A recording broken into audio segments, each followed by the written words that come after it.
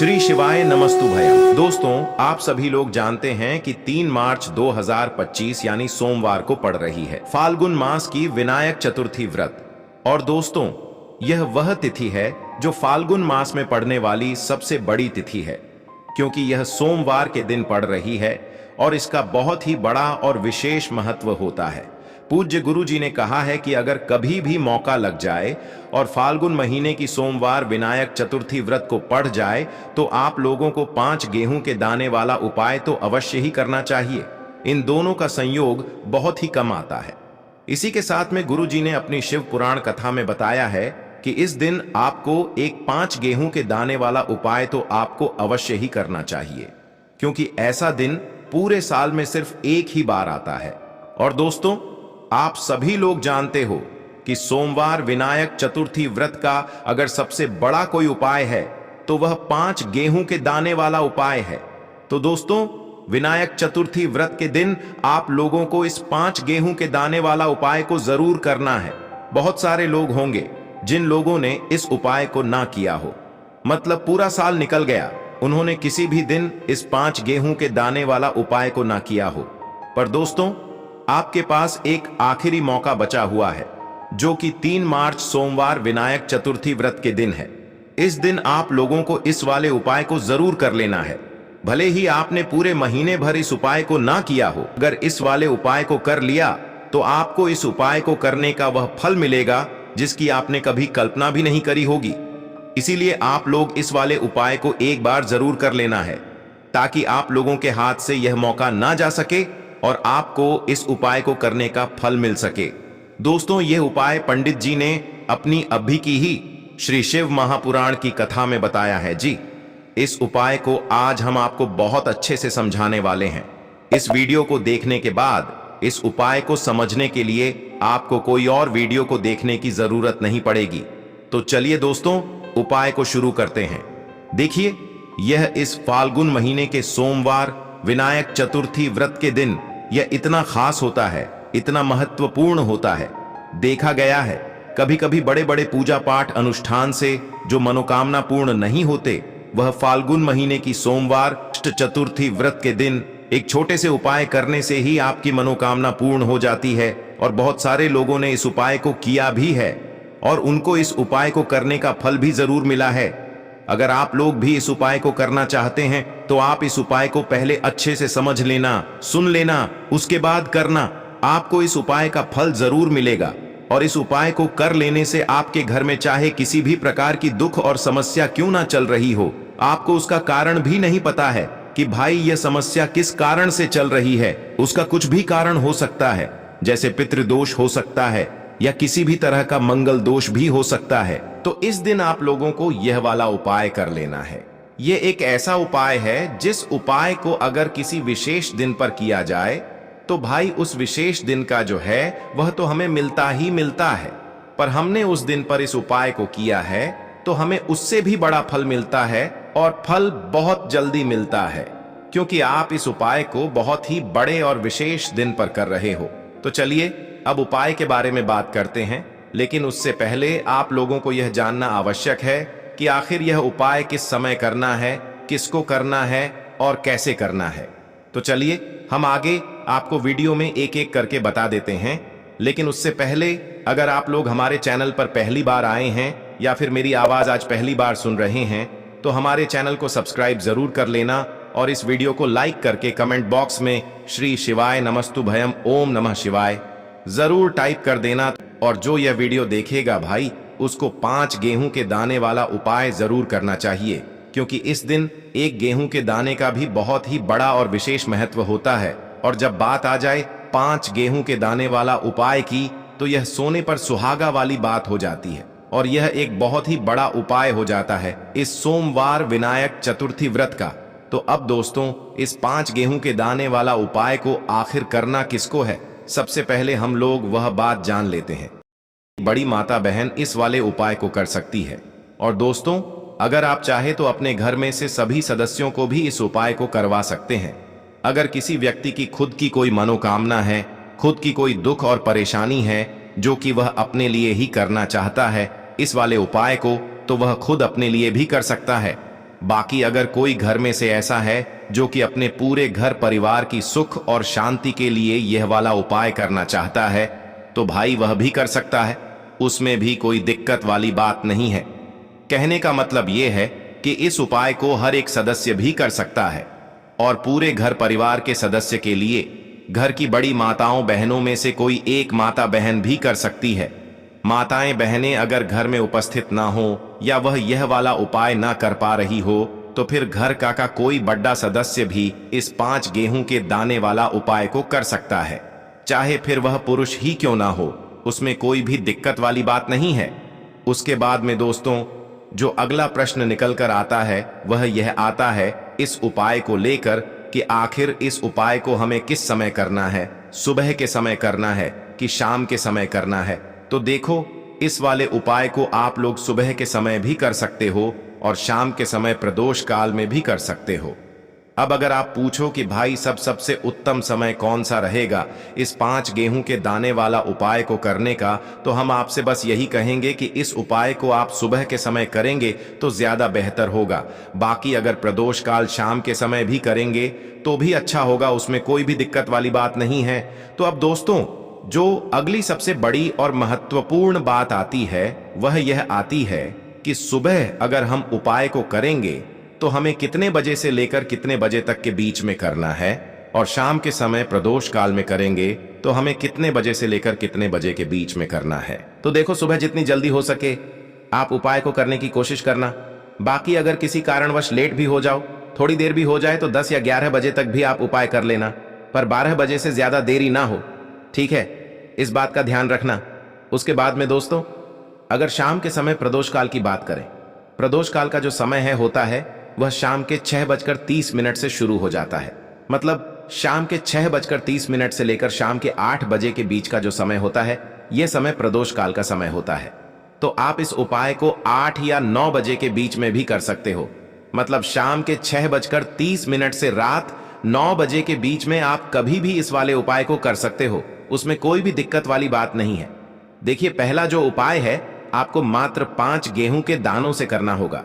आपके बच्चों को जीवन में तेज की प्राप्ति होगी, यानी कि वह जो भी कार्य करेंगे निश्चित ही उसमें उसको सफलता मिलेगी। तो इसीलिए आपको यह 5 गेहूं के दाने वाला उपाय करना है।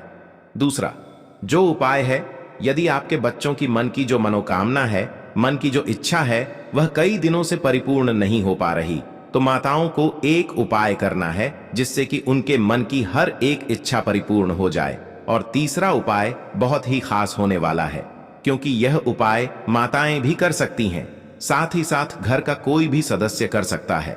देखिए, यह उपाय विशेषकर धन की प्राप्ति के लिए होने वाला है। भगवान गणेश की कृपा से आपके घर में जीवन में जो भी धन आएगा वह सुख का धन आएगा, यानी कि किसी भी गलत रास्ते से वह धन नहीं आएगा, सुख शांति का वह धन रहेगा। तो देखिए, आज की जो सभी उपाय हैं पूज्य गुरुदेव पंडित प्रदीप जी मिश्रा की कथा के अनुसार ही आपको समझाने का पूरा प्रयास करेंगे, लेकिन उससे पहले वीडियो को लाइक करें। देखिए, पहला उपाय, इस उपाय के लिए आपको मात्र 5 गेहूं के दाने लेने होंगे।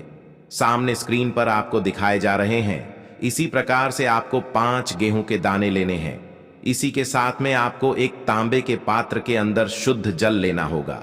अब देखिए, इस प्रकार से यह जो गेहूं के दाने हैं इन्हें आपको अपने सीधे हाथ में रखने हैं और जल का पात्र आपको अपने दूसरे हाथ में रखना है और इन दोनों ही सामग्रियों को लेकर के आपको पहुंच जाना है इस विनायक चतुर्थी व्रत पर भगवान शिव के मंदिर में। देखिए, यह जो उपाय है आप सुबह से लेकर के शाम तक किसी भी समय में कर सकते हैं, और विनायक चतुर्थी व्रत पर आप यह उपाय चंद्रोदय के समय भी कर सकते हैं। तो रात्रि के समय यदि आप यह उपाय नहीं कर सकते हैं तो फिर सुबह से लेकर के शाम तक किसी भी समय में आप यह उपाय कर सकते हैं। तो देखिए दोस्तों, सबसे पहले तो आपके पास जो 5 गेहूं के दाने हैं उनमें से 4 गेहूं के दाने अलग करने हैं, क्योंकि विनायक चतुर्थी व्रत है और आपको ध्यान रखना है कि जो 5 ही गेहूं के दाने हैं कहीं से भी टूटे हुए खंडित नहीं होने चाहिए, इस बात का भी आपको ध्यान रखना है। अब देखिए दोस्तों, आपने जो 4 गेहूं के दाने लिए हैं, सबसे पहले तो आपको इन्हें थोड़ा सा गीला करना है, यानी कि थोड़ा सा जल इन पर डालना है और आपको ओम गण गणपते नमः या श्री गणेशाय नमः इस मंत्र का लगातार जाप करते रहना है। अब देखिए, ये जो 4 गेहूं के दाने हैं, इन्हें आपको शिवलिंग पर सीधे तरफ, जहां गणेश जी का स्थान होता है, वहां पर आपको यह 4 गेहूं के दाने समर्पित कर देने हैं। शिवलिंग पर जहां कहीं भी गणेश जी विराजमान होते हैं, उसी स्थान पर आपको 4 गेहूं के दाने समर्पित करने हैं। और जब भी आप यह गेहूं के दाने अर्पित करेंगे, तब आपको यही प्रार्थना करनी है कि मेरा जो यह बच्चा है, यह मेरी बात मानने लगे, यह मेरी बात सुने, और इसका जो भी कार्य प्रारंभ नहीं हो पा रहा है वह प्रारंभ हो जाए, और इसे अपने हर प्रकार के कार्य में सफलता प्राप्त हो। यह मेहनत बहुत ही अधिक करता है, लेकिन इसे पर्याप्त मात्रा में धन की प्राप्ति नहीं हो पा रही है, तो इसकी यह जो मेहनत है यह सफल हो। यह पढ़ता लिखता नहीं है, तो इसे बुद्धि ज्ञान और विवेक की प्राप्ति हो। इस प्रकार से कामना करते हुए यह जो 4 गेहूं के दाने हैं, इन्हें आपको भगवान गणेश जी वाले स्थान पर अर्पित कर देने हैं। अब देखिए दोस्तों, आपके पास जो एक जल का पात्र है, इसमें से थोड़ा सा जल आपको भगवान श्री गणेश जी वाले स्थान पर समर्पित करना है। मात्र आपको थोड़ा सा जल ही अर्पित करना है, और इसके बाद जो शेष जल उस पात्र के अंदर बचेगा, उसमें अभी भी आपके पास जो एक गेहूं का दाना, यानी कि 5 बार अंतिम गेहूं का दाना और बचा हुआ है, तो इस अंतिम गेहूं के दाने को आपको इस पात्र के अंदर डाल देना है, यानी कि तांबे के पात्र के अंदर एक गेहूं का दाना और डाल देना है। अब इस जल को आपको भगवान शिव के शिवलिंग पर धीरे धीरे अर्पित कर देना होगा। श्री शिवाय नमस्तुभयम इस मंत्र का जाप करते हुए गुरु जी ने कहा है, जब भी आप यह जल अर्पित करेंगे तो आपको बिल्कुल धीरे धीरे अर्पित करना है। तो मात्र आपको इतना सा उपाय कर लेना है, आपके बच्चों से जुड़ी जो भी आपकी कामना होगी वह निश्चित ही परिपूर्ण होगी।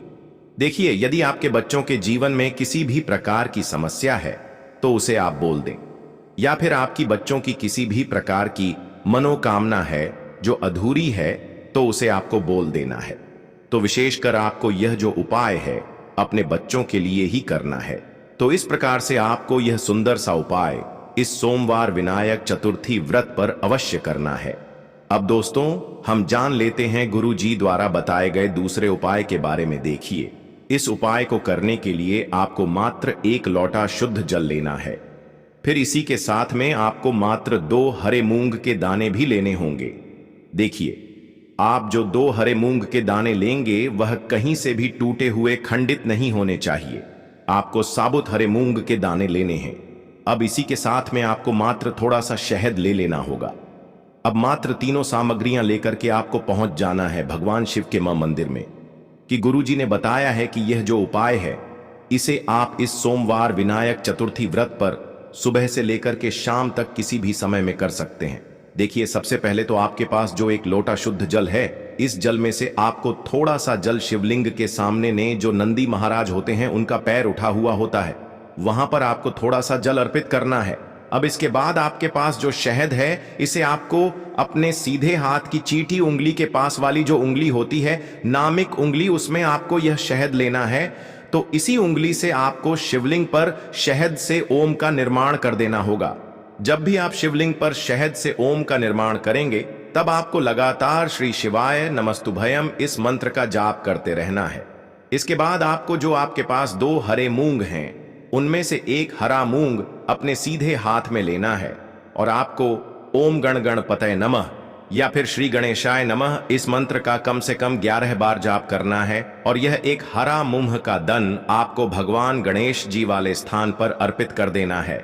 शिवलिंग की सीधी तरफ जो गणेश जी का स्थान होता है, वहीं पर आपको यह पहला आराम अंग समर्पित करना है। अब देखिए, आपके पास जो 1 लोटा शुद्ध जल है, इसमें से थोड़ा सा जल सबसे पहले आपको श्री गणेश जी वाले स्थान पर अर्पित करना है, फिर श्री कार्तिकेय जी वाले स्थान पर, फिर माता अशोक सुंदरी वाले स्थान पर, फिर आपको थोड़ा सा जल अंत में माता पार्वती के हस्त कमल यानी कि कटी वाले भाग पर अर्पित कर देना है।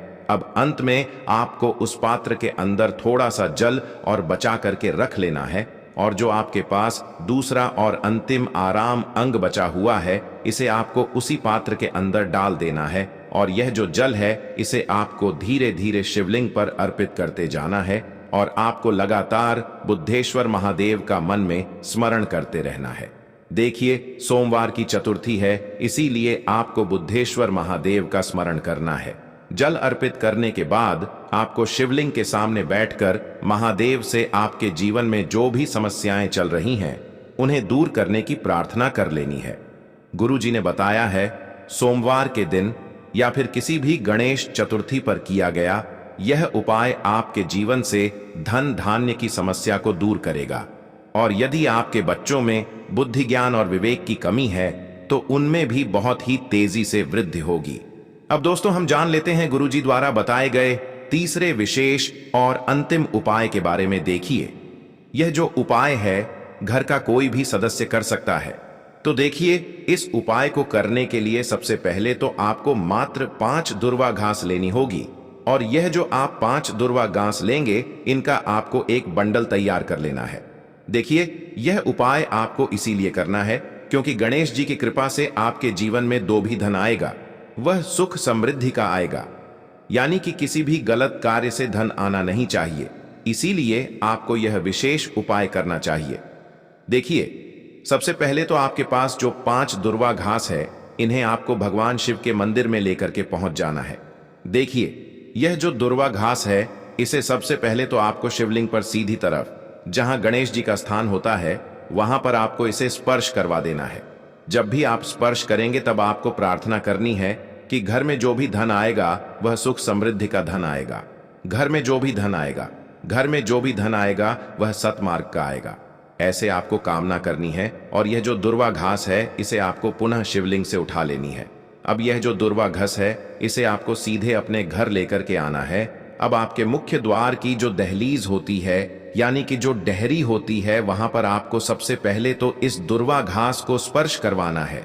अब इस दुर्वा घास को वहां पर स्पर्श करवाने के बाद इसे आपको जहां कहीं भी आप अपने घर में धन रखते हैं, जहां कहीं भी आपकी तिजोरी है, वहां पर आपको इस दुर्वा घास के बंडल को रख देना है। बस आपको इतना सा उपाय करना है। आपके जीवन में इस उपाय को करने